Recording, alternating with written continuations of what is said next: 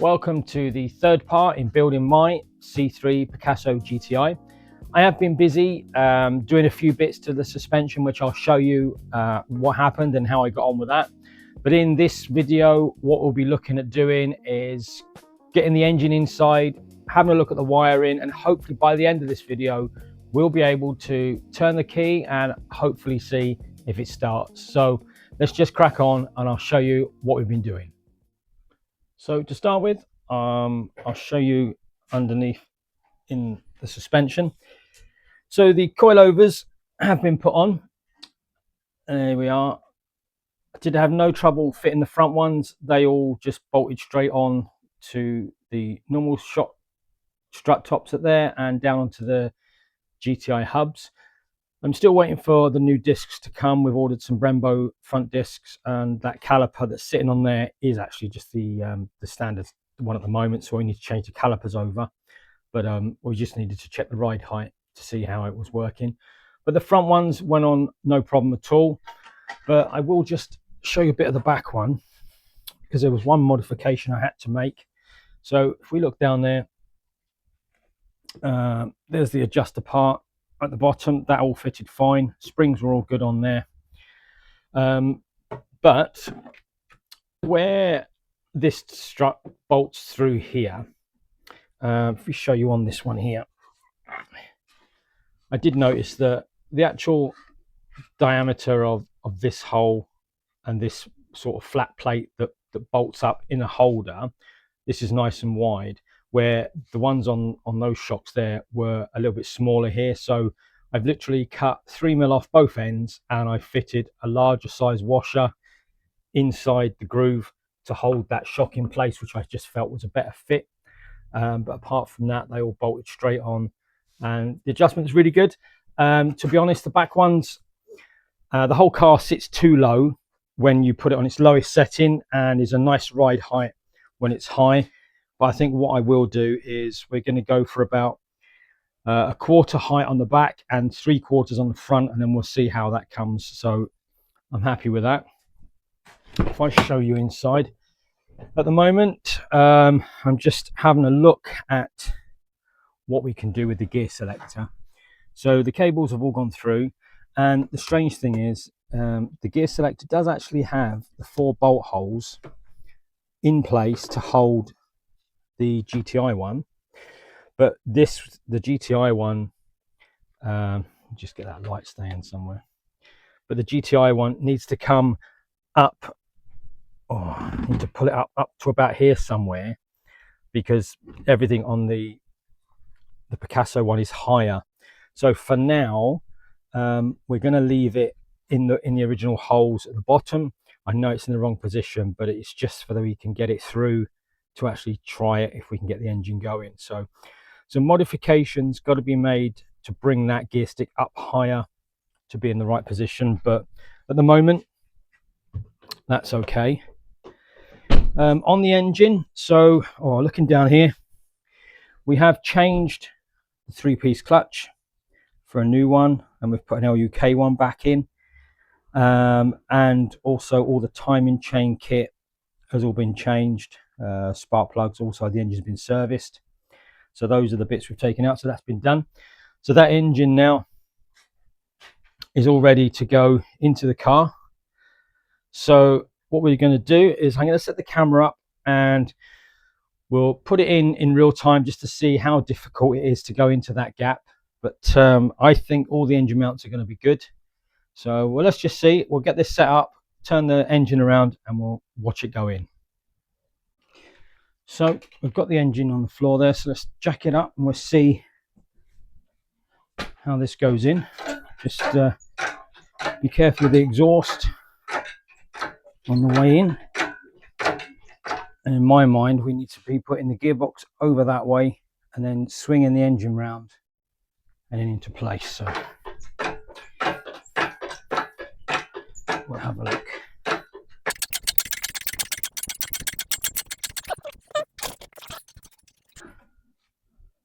Okay.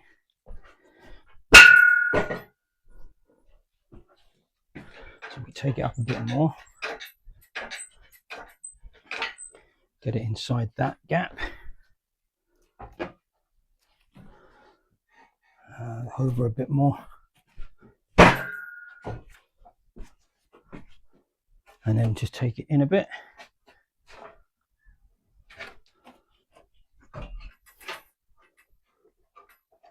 Okay. Oh, there we go.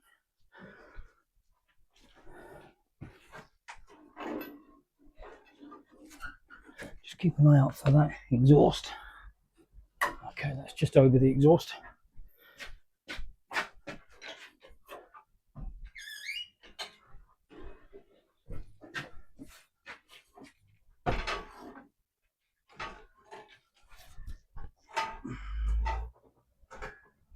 Okay, so how are we looking?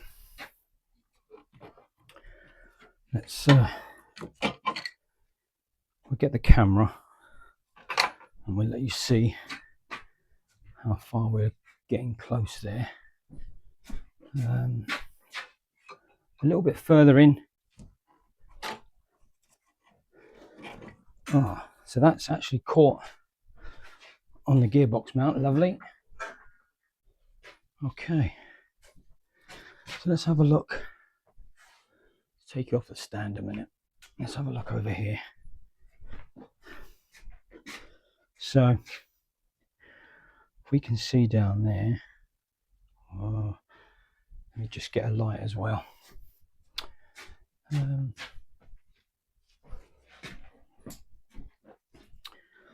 So looking down there and there. Oh, there you go. It's just swinging a bit there. That's the 2 bolts. There's one that can go in there, and then the other one in there. So that is the actual 2 bolts for the gearbox this side. So that wasn't too difficult. That's the cables have got to come over to this side, so we can leave those for a minute. And then on this one, we need to get that mount back on there. Let's have a look. So here's the mount. Let's just put this camera in a stand. Hang on a sec. There we go.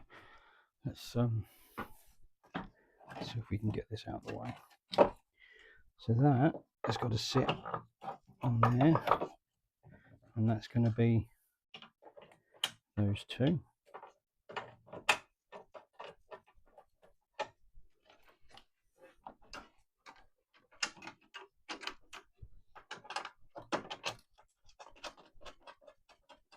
And then we need to get that engine just up a touch there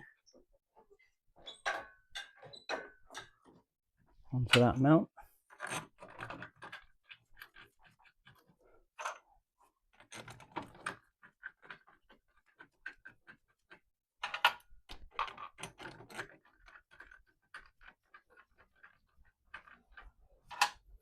One, 2, 3, 4.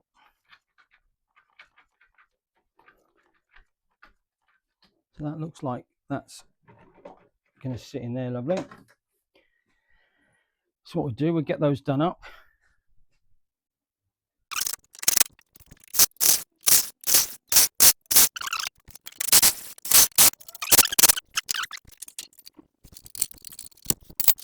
So that's the engine in. What's some of the things we could look at? This was the water pipe that came from the back of the engine and should come up through up to the tank there. So I don't know if we need to change it for the other one or whether this one will fit. There we are. Let's get that camera there. So that's the hose that's on the back of the tank coming up. So that will go straight on to the header tank. So that's exactly the same. Let's have a quick look at the heater pipes over the back, because that would be interesting to have a look. We can get a light in there. So we can keep that there a minute. We had that one which was from the top of the other engine, so that would just go straight on. And the bottom one,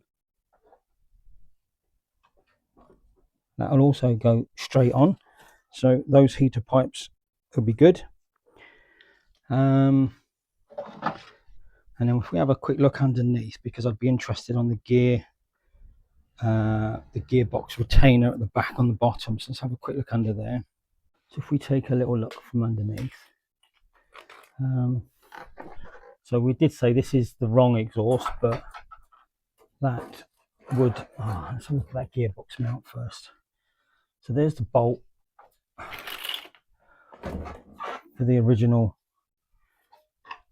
Let's take that one out of there. So does that fit up there? I'm not going to be able to do this holding the camera though. Let's have a look. There we go. Yeah, that will just mount up into the proper hole. So give me one sec. So the original C3 Picasso, and this is the GTI, obviously 6-speed, they line up exactly where that needs to go. And actually, I know we're not using this exhaust, but the exhaust also are in the same position. So what we'll be doing is using the GTI, because it had a straight through to the back, and we'll change this, get the GTI one, and we're putting a different back box on it, but actually that lines up there as well.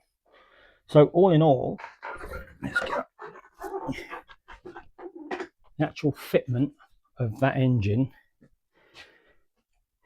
just those two there, they line up. This was the original C3 Picasso stuff, not changed any of that, so that's great. And that mount all lines up there, so that's great on that. So what I'm going to do, I'm just going to run through some of the bolts off camera now, just double check them all, get them all tightened up, and then we'll come back.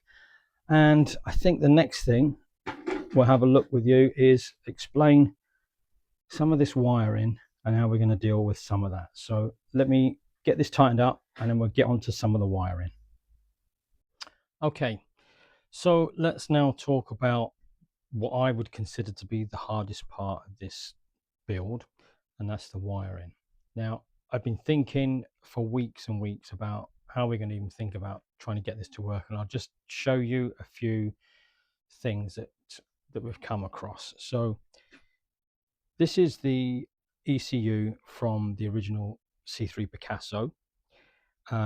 This connector goes to the engine, this connector goes to the body.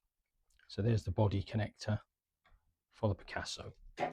So that one says it can have up to 70 pins, but when you look through the C3 wiring loom, there is actually only 33 wires being used. So that's a good start, that we don't need to find 70 wires.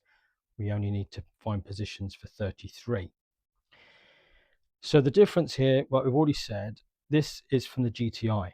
So this one here and this one here go to the engine of the GTI. So none of those can be wrong. And that's these two connectors. They will go into that block, which leaves us this connector, which has 53 pins, but actually only 46 of them are used. So that's not too bad. So the question is, we have 36 wires here, sorry, 33 wires using, and the GTI says it's using 46. So what's the difference? What don't we have? So there are some things that the C3 doesn't have, things like start stop.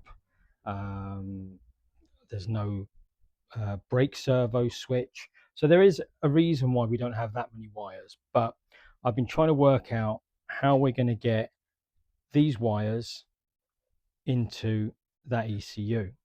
So the first point as well, we need this plug from this wiring loom, and then we need to move all the wires from this plug and repin them into that wiring loom in the right place, which is why, as we said before, we've got these diagrams which tells us where all the pin locations are and what they do. So I think that's for the GTI, that's for the C3P. So I think the first thing I'm going to do is, when you look at this, you can actually see the ones that are not used. So I'm going to go through this plug and write down basically every wire that's used in here and put a cross on the ones that are not. Then I'm going to pick them out one at a time. I'm going to put a bit of tape on it and put the pin location that it was in the C3P. So that one particularly is pin number 7. So I'm going to take that out from the clip, put a bit of tape, number 7, until I end up with all these 33 wires out with a location on each one. We do the same on this one, take them out, location numbers, and then by going through that diagram and that diagram, we need to find on here the one that says, you know, like this one says acceleration pedal position sensor. Does this have an acceleration position sensor? If so, just say for argument's sake, this one says it's A13. Is it A13 in this? It might be, I don't know, A20. So we put that number cable into pin number 20, and so on and so on. So I'm not going to keep you on any footage while we do this, because I've got a feeling this is probably going to take me a couple of days. So hopefully the next clip, when I come back, we'll have those wires in that block, and hopefully to go into the GTI module. So the last video clip you saw was around about 2 weeks ago. Had other work on, and obviously this wiring is just not the easiest of things. So what I'm going to do is we'll just run you through the things that we've been doing and explain what's been happening. So here is all the wiring diagrams and pin locations for the GTI and the C3P. So that's how we managed to do a load of work with that lot. We've also had to change extra stuff onto the car. The clutch master doesn't have the pressure switch on here, so we had to fit that. We've had to fit the brake one on as well, the clutch neutral, clutch position. Taking more wires out of the wiring loom. One of the other problems I've come across also is the transponder for the immobilizer system. Was hoping I had to use parts of this and make it work, but the first place it goes up is into the steering column, so there's just no way that we could find any more parts from this to make the other car work. Did find someone online that does an immobilizer delete from the ECU, so we had that done and that's back. But looking at the engine itself, the fuel lines and purge, they still need some work, but they're temporary fitted on there. We've temporary fitted the intercooler just so the airflow is right.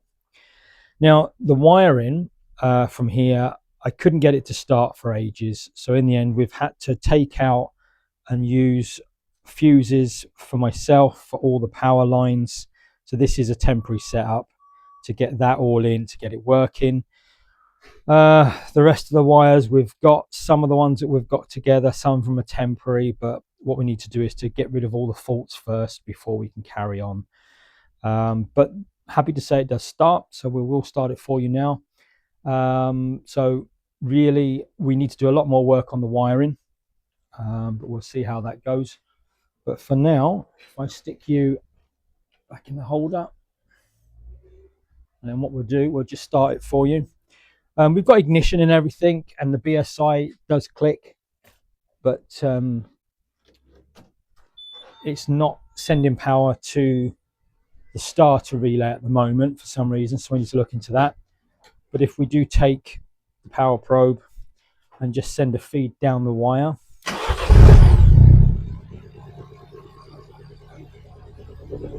so at the moment there's no exhaust,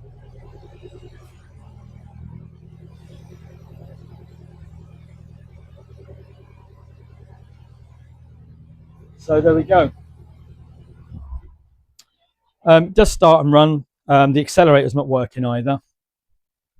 But as I say, it's progress and it's going the right way, so we just need to keep at it. So if you've got any questions on what you've seen so far, please leave them in the comment section below. And apart from that, we will keep working on this, and we look forward to seeing you soon in another part of the video where we're hoping that it'll be on the floor and running and driving. So thanks for watching, and we'll see you soon in another video.